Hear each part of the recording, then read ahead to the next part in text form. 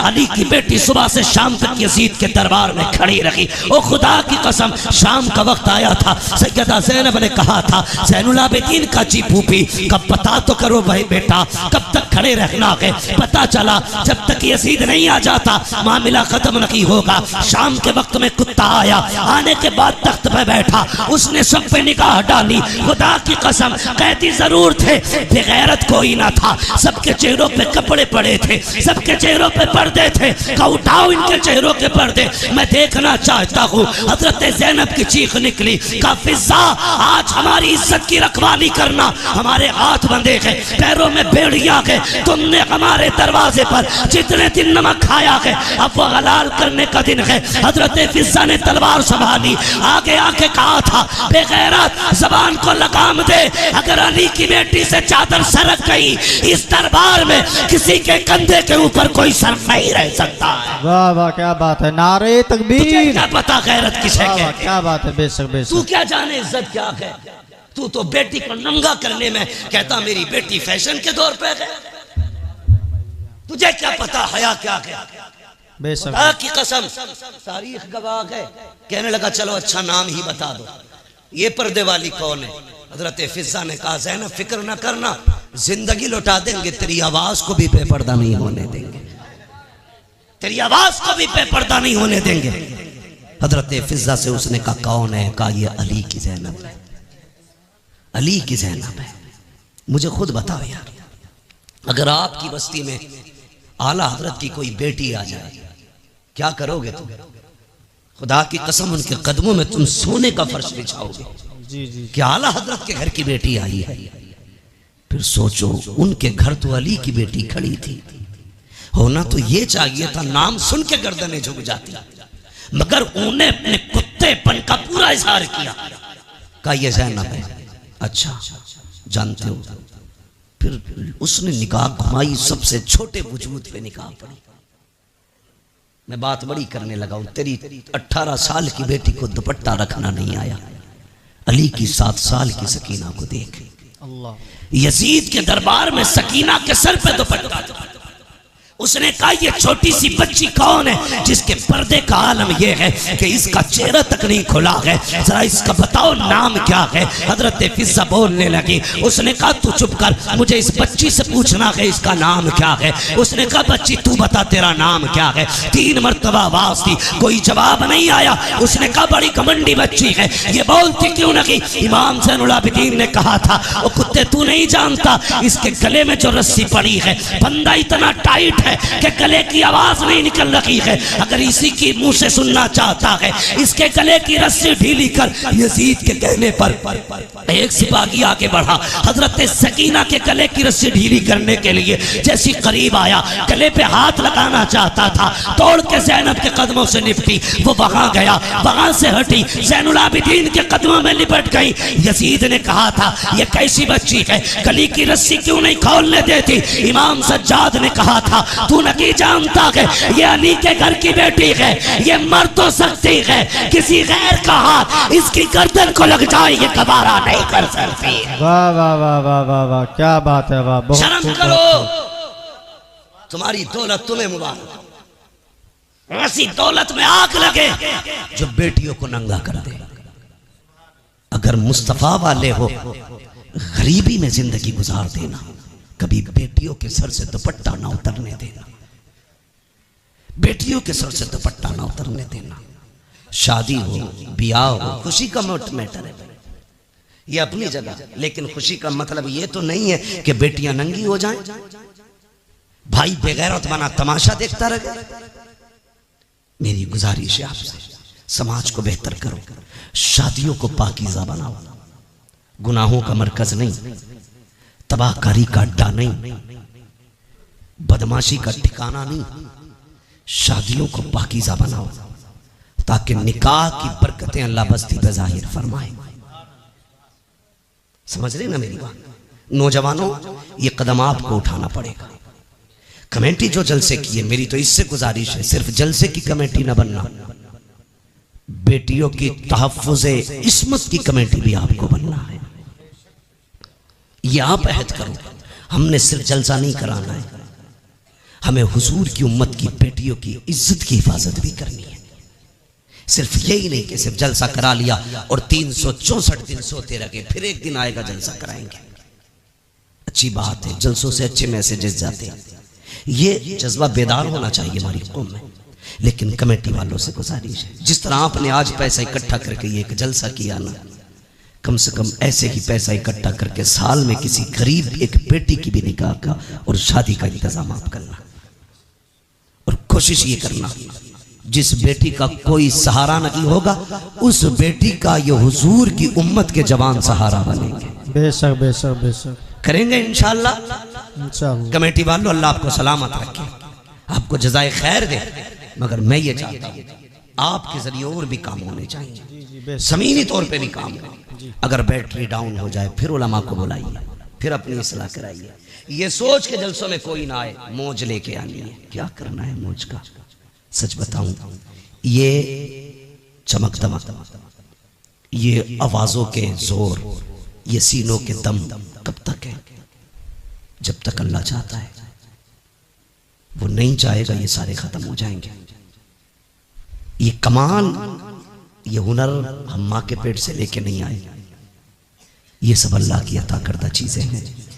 जब तक वो चाह रहा है बोल रहे हैं, जिस दिन वो गला बंद कर देगा कोई माई का नाम नहीं बुलवा सकता है, कोई नहीं बुलवा सकता है। लोग कहते हैं जी हम तो बतेरा समझाते।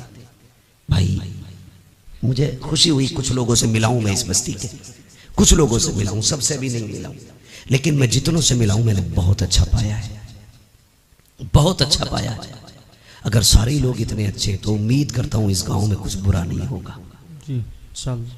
लेकिन मैं ये भी जानता हूं हर जगह अच्छे ही लोग नहीं होते, कुछ बुरे भी होते, और हर जगह बुरे ही नहीं होते, कुछ अच्छे भी होते। अच्छे लोगों से कहूंगा बुरों की परवाह न करना, बुरे लोगों से कहूंगा दूसरों के पीछे न पड़ना, अपने गरिबान में भी झांकना, फिर फैसला करना तुम्हें क्या करना है, फिर फैसला करना तुम्हें क्या करना है। अल्लाह करे हमारी बस्तियां ऐसी मोहब्बत और प्यार की हवाएं बस्तियों में चले कि हर मुसलमान दूसरे मुसलमान के हक के लिए खड़ा होना चाहिए, हर मुसलमान में एक दूसरे मुसलमान के लिए हमदर्दी होनी चाहिए। गलत नहीं कह रहा, आप किसी एक समुदाय के बंदे को टच करके देखिए, पूरी कौम कौवे की तरह आ जाती है। और हमारी कौम के किसी भी बंदे को बीच में काट दिया जाए, बाकी लोग तमाशा बने देखते। हम यहाँ जीने के लिए नहीं आए, हम यहाँ मरने के लिए आए। मेरी बात बस समझ लेना, मैं इससे ज्यादा नहीं कह सकता। हम यहाँ जीने के लिए नहीं आए, मरने के लिए आए। वो जिंदगी भी क्या जिंदगी है जो कुत्तों की तरह गुजरे।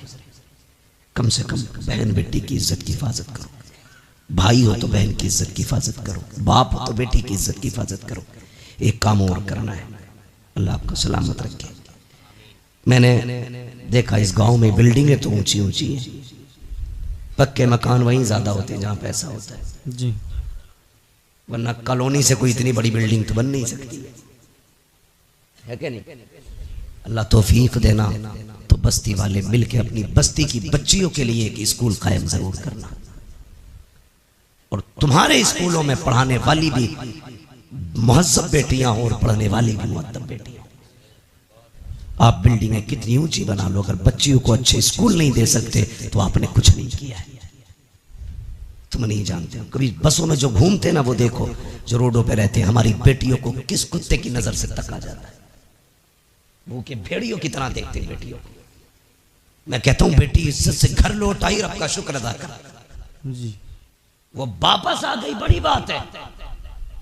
वरना बेटियों के लिए कितने फंदे लगे हैं सोच भी नहीं सकते। लोग कहते हैं अल्लाह का शुक्र है 3 फर्में चल रही है, अल्लाह का करम है, वो बहुत बड़ा ठेका चल रहा है।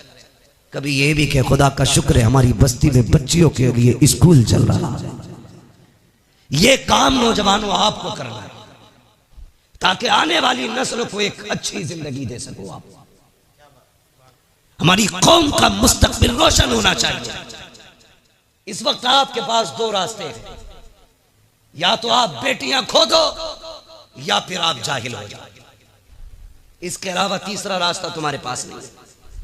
इसलिए कि ना तुम्हारी कोई यूनिवर्सिटी है, ना तुम्हारा स्कूल है, ना तुम्हारा कॉलेज है, ना तुम्हारा मकतब है, कुछ भी तुम्हारा नहीं। या तो बेटियां खो दो या फिर अंधे हो जाओ। अगर चाहते हो इस अंधेरे से निकलो तो कोशिश करो सबसे पहले अपने कॉलेजेस बनाए।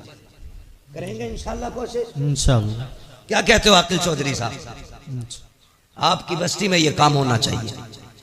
ये मेरे मदरसे के साथी हैं, मगर मेरी आपसे इतनी गुजारिश है, खुदारा ये कोशिश करें। ये मजाक की बात नहीं कर रहा हूं, मुझसे 100 बार कसम खिला के भी कहोगे क्या ये सच है, मैं कहूंगा हाँ ये जरूरत है। आज हम बेटियों को जाहिल तो नहीं रख सकते, अलबत्ता बेटियों को इदारे दे सकते हैं, स्कूल दे सकते हैं, कॉलेज दे सकते हैं। कितनी तकलीफ हुई थी अभी एक ही स्कूल के अंदर, एक बच्चे को इसलिए पिटवाया जाता है कि वो मुसलमान। हमारी कौम के न डीजे पे फर्क पड़ा, न बारात के रंगों पे फर्क पड़ा, न आतिशबाजी पे फर्क पड़ा, न हमारी कौम के फालतू के खर्चों पे फर्क पड़ा। अब भी होटलों में उसी शान से पार्टियां चल रही हैं जिस शान से चल रही थी, इसलिए कि कौम बेगैरत हो चुकी है। अगर गैरत होती उसी दिन सैकड़ों कॉलेजों की बुनियाद पड़ जाती, ऐलान कर दिया जाता हम किसी के मोहताज नहीं है, बच्चे भी हमारे हैं, स्कूल भी हमारे खोले जाए। बेशक बेशक बेशक, वाह वाह वाह, बहुत खूब। मुझे बताओ, जो कौम मदरसों को ज़कात दे सकती है वो अपने स्कूल नहीं बना सकती? बोलो ना। लोग कहेंगे वो पढ़ा तो था, वो मुसलमान होने की वजह से पीछा कर दिया। मुसलमान होने की वजह से पीछा नहीं करा, ये नकलों से पास होकर वहां तक पहुंचा था, इसने पढ़ाई नहीं था ढंग से।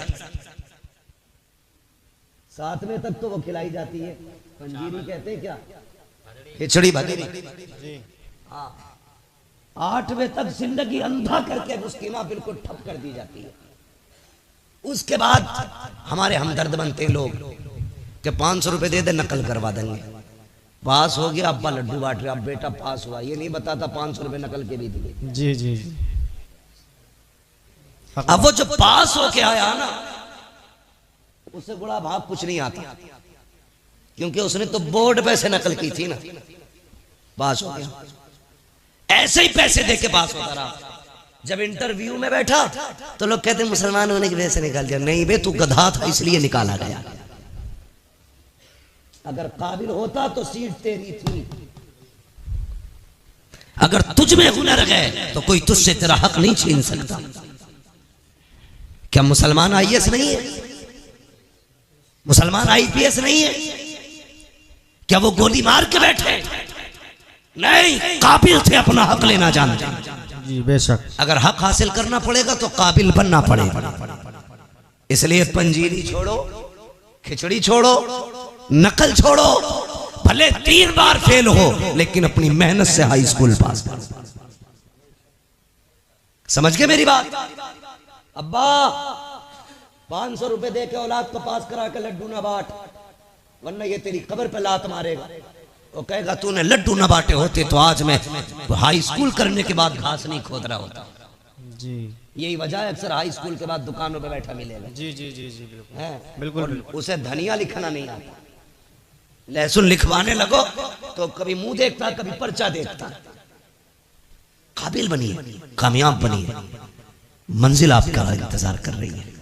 आप अगर काबिल नहीं है तो आपको तो भाई साहब रहने तक जगह नहीं दी जाएगी। वो किस हवा में? आने वाला दौर मजदूरी वही करेगा जो कंप्यूटर चलाना जानता होगा, वरना आप कोई खुरपे से भी मजदूरियां नहीं करा रहा है। समझ गए ना मेरी बात? पढ़े लिखे लोगों के लिए जगह है, पढ़िए, आगे बढ़िए। और ये तनख्वाह है, ये वो तनख्वाह है, ये झगड़ों से निकलिए। मरने के बाद किसी का कुछ नहीं रहना है, खाली हाथ जाना है। सिकंदर का नाम सुना है? सिकंदर प्रधान था ना मिलक का। कौन था सिकंदर? बहुत बड़ा बादशाह गुजरा है। हाँ, इसने 22 साल की उम्र में आधी दुनिया फतह कर ली थी। और 22 साल में हमारी अम्मा ये कहती है भी तो लल्ला छोटा है, सुधर जाएगा, 23 का हो जाएगा। तो वो 22 साल में आधी दुनिया फतह करे बैठा, और इसका 22 साल का भी नेकर में घूम रहा। अम्मा थपके देख के सुला रही है। जो कर गुजरने की उम्रें थी वो नेकर में गुजर गई। अब बुढ़ापा आया तो ये निकला फतह कर ले, इसे खुद अब बैसाखी की जरूरत है। 22 साल में आधी दुनिया पे हुकूमत करने वाला बंदा, वो तो एक जगह सांप ने इसे काट लिया। हाँ, सुना यह है इसके साथ अरस्तु था, बहुत बड़ा तबीब था। उसने उससे कहा यार मेरा इलाज कर। कुछ दिन इलाज के बाद अरस्तु ने कहा कि बादशाह अब नहीं बचेगा, मौत करीब आ गई है। उसने कहा ऐलान कर दो कोई है जो मेरी सारी दौलत लेके मुझे इतनी सांसें उधार दे दे कि मैं अपने वतन तक जा सकूं। अरस्तु ने कहा था बादशाह ऐसी कोई दौलत नहीं बनी जो किसी को सांसें उधार दिलवा दे, कोई तुम्हें सांसें नहीं दे सकता। उसने कहा मैं आधी दुनिया का बादशाह हूं, क्या मुझे इतनी मोहलत नहीं कि वतन तक जा सकूं? उसने कहा सांसों का मालिक तू नहीं, सांसों का मालिक कोई और है। जी बेशक। आज तेरा पैसा काम नहीं आने वाला। एड़ियां रगड़ने लगा। उसने कहा अच्छा चलो मर तो रखा हूं, फिर ऐसा करना मैं मरूं मेरे कफन से हाथ निकालना।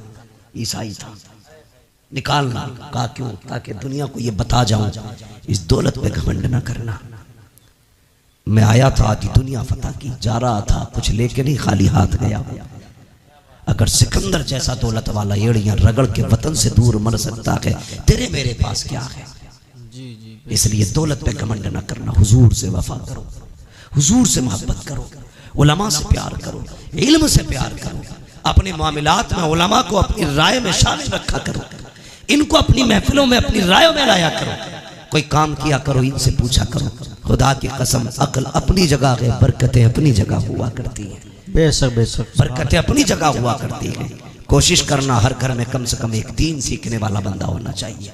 दावे के साथ कहता हूँ 7 मास्टर बना लो, 1 इंजीनियर बना लो, साथ में 1 कुरान का कारी बना लेना।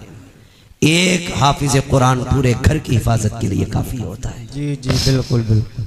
वरना कई मैंने इंजीनियर डॉक्टर ऐसे देखे कहते जी हम कुछ नहीं जानते, हम तो बस अल्लाह रसूल को ही जानते हैं। जी ऐसे नस्ल से बचिए। अपने घर में जब बंदा 3 मरतबा अल्लाह से कहता जन्नत दे जन्नत दे, जन्नत कहती अल्लाह मुझे इसके नाम में लिख दे। बेशक बेशक। क्या बात। हुजूर क्यों रोते रहे? ताकि उम्मत को जन्नत मिल जाए। जी जी हाँ उम्मत को जन्नत मिल जाए। हाँ कितनी जोर से कह रहे हैं, मुझे देख के जहन्नम को भी आ गया पसीना। ये कोई तुम्हारे घर का हीटर नहीं है कि जब चाहो कान ऐंठ के ठंडा कर दिया। ये जहन्नम है, ये जहन्नम है। तुम्हें पता है ये जो गर्मी होती है ना, ये जहन्नम की सांस से गर्मी होती है। जिसकी सांस में इतनी गर्मी है उसके अंदर कितनी गर्मी होगी। दुआ कर अल्लाह से पुलसिरात से गुजरने की बारी आए ना तो हुजूर की दुआएं बस साथ लग जाएं।